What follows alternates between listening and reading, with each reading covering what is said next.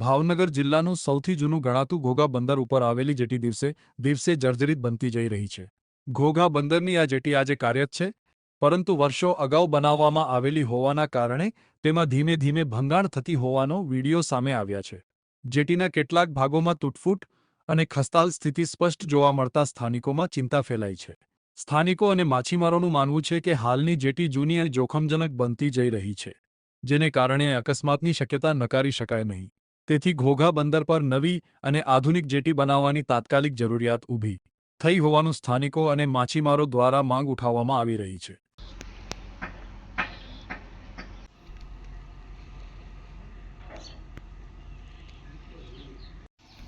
મને ખબર છે ઓલો નીચેથી પાડીને મૂકવા હારું